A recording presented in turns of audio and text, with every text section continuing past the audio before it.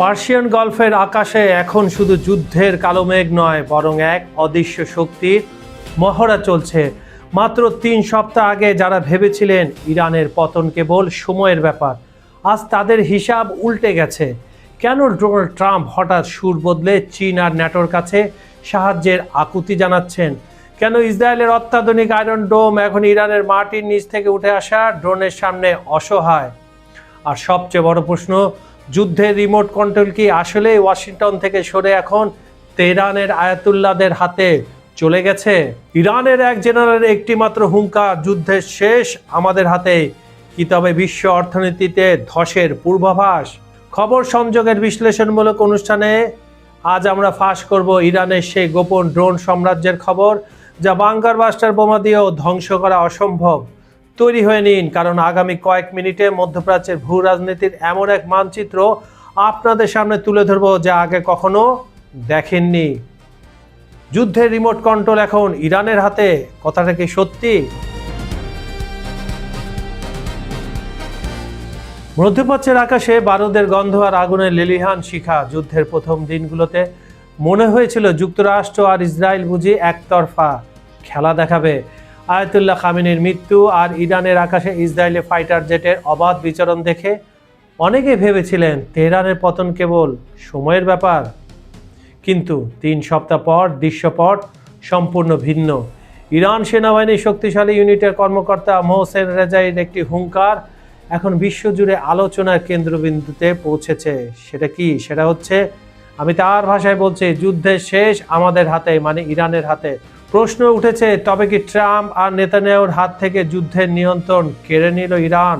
এই যুদ্ধের সবচেয়ে বড় গেম চেঞ্জার হলো হরমুজ প্রণালী। বিশ্বের মোট তেল ও গ্যাসের 5 ভাগের 1 ভাগ এই সরু পথ দিয়ে যায়। ইরান যখনই এই পথ বন্ধ করার ঘোষণা দিল, অমনি কেঁপে উঠল বিশ্ব অর্থনীতি। তেলের দাম আকাশচুম্বী, আর পাম্পে জ্বালানির দাম সাধারণ মানুষের নাগালের বাইরে। ট্রাম্প এখন দ্বিমুখী চাপে, একদিকে যুদ্ধের দামামা, অন্যদিকে নিজের দেশে মুদ্রাস্ফীতির ভয়। বিশ্লেষকরা বলছেন ওয়াশিংটন এমন এক দীর্ঘস্থায়ী যুদ্ধে জড়িয়ে পড়ছে যা তারা কখনোই চায়নি। এখন প্রশ্ন হলো, ট্রাম্প কি পারবেন এই ফাঁদ থেকে বের হতে? ইসরায়েল সবসময় দাবি করে এসেছিল তাদের আয়রন ডোম এবং আকাশ প্রতিরক্ষা ব্যবস্থায় ইরানের বেশিরভাগ ক্ষেপণাস্ত্র ঠেকিয়ে দিয়েছে। ইরানের প্রক্সি যোদ্ধা লেবানন ফ্রন্টে লড়াই করে যাচ্ছে। খামেনির মৃত্যুর প্রতিশোধ নিতে ইরানের লেবাননের প্রক্সি যোদ্ধারা যেভাবে ইসরায়েলকে বিস্মিত করেছে তা ছিল কল্পনাতীত। উত্তর ইসরায়েলে তারা ধারাবাহিকভাবে গোলাবর্ষণে ইসরায়েলি বাহিনীকে নতুন করে ভাবতে বাধ্য করছে। এর জবাবে ইসরায়েল লেবাননে ব্যাপক হামলা চালাচ্ছে ঠিকই, 8 লক্ষ মানুষ বাস্তুচ্যুত হয়েছে, কিন্তু প্রক্সি যোদ্ধাদের মূল লক্ষ্য এখন কেবল টিকে থাকা।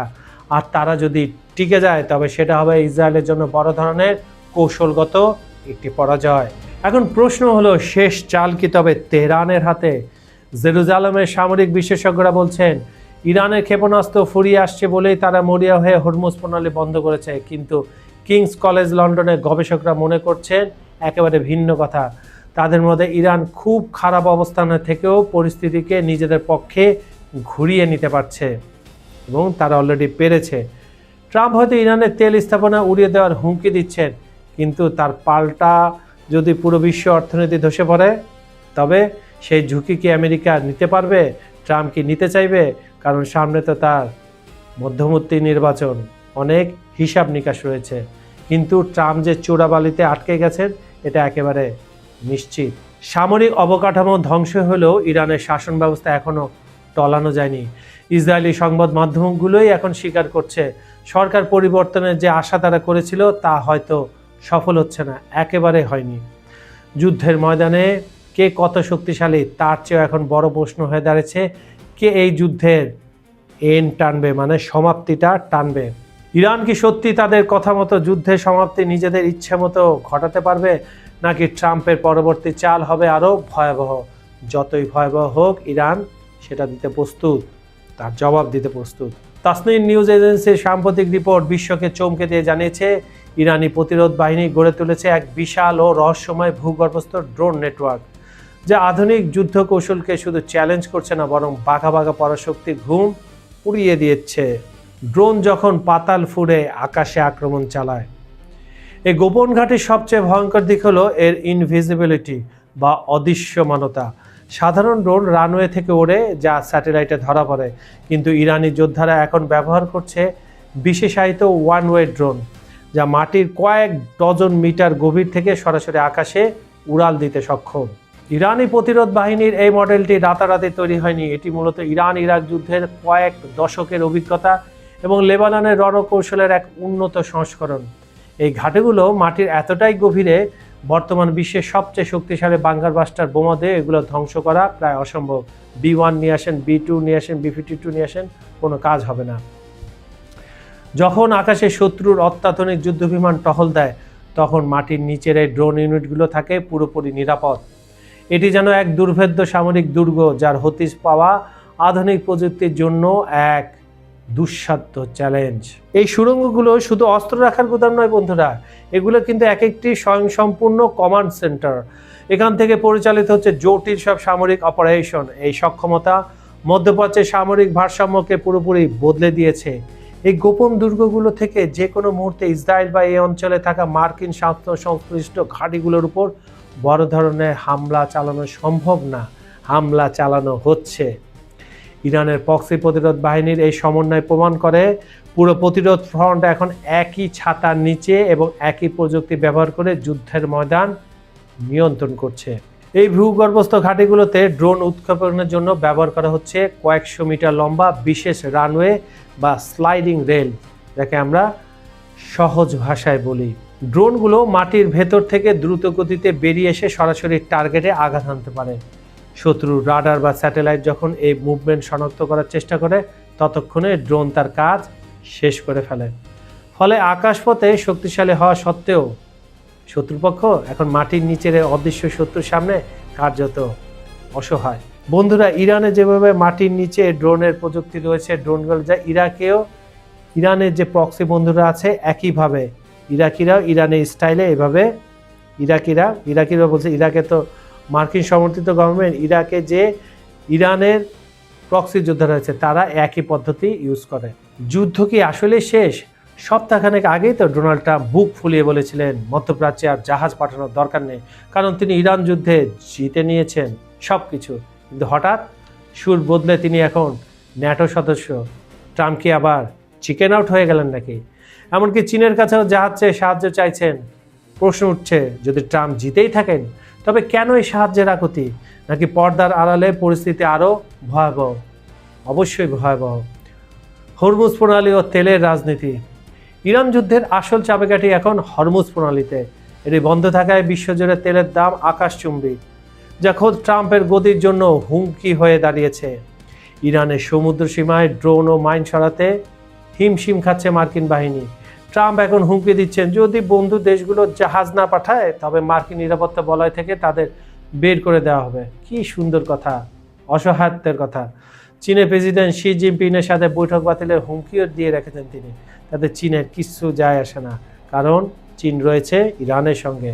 হোয়াইট হাউস দাবি করছে কয়েক সপ্তাহের মধ্যে যুদ্ধ শেষ হবে, কিন্তু মাঠের চিত্র একেবারে ভিন্ন, যেটা ইমাজিন করতে পারবেন না আপনারা।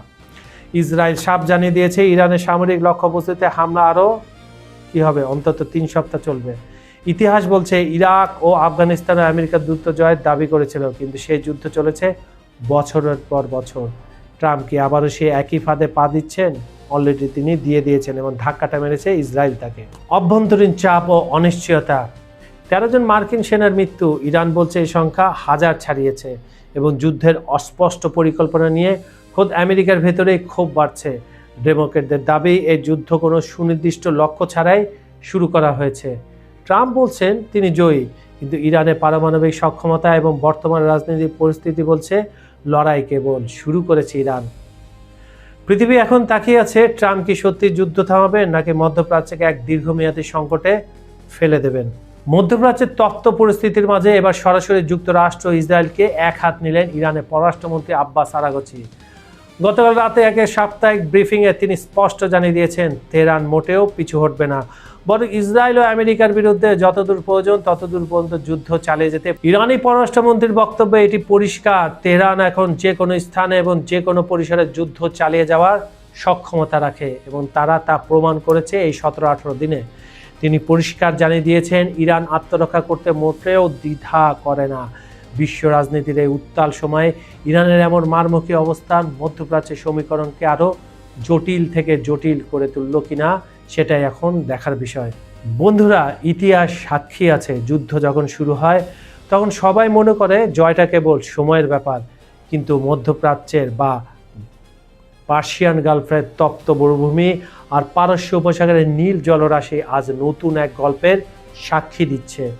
ডোনাল্ড ট্রাম্প কি পারবেন এই মরণ ফাঁদ থেকে বেরিয়ে আসতে, নাকি মধ্যপ্রাচ্যের এই আগ্নেয়গিরি পুরো বিশ্ব অর্থনীতিকে গ্রাস করে ফেলবে? আমাদের আজকের এই বিশ্লেষণ আপনার কাছে কেমন মনে হলো একটু জানান তো। ইরান কি আসলে যুদ্ধের নিয়ন্ত্রণ নিয়ে নিয়েছে? কমেন্ট বক্সে আপনার মূল্যবান মতামত আমাদের এখনই জানান। আপনার একটি মন্তব্য আমাদের আগামীর পথ চলার শক্তি যোগায়। আপনারা যারা এই মুহূর্তে বাংলাদেশ, ভারত, মধ্যপ্রাচ্য কিংবা ইউরোপ, আমেরিকা থেকে আমাদের সাথে যুক্ত আছেন, সবাইকে জানাই আন্তরিক কৃতজ্ঞতা। পৃথিবীর যে প্রান্তে থাকুন না কেন, সত্যের সাথে থাকুন, ন্যায়ের সাথে থাকুন, খবর সংযোগের সঙ্গেই থাকুন।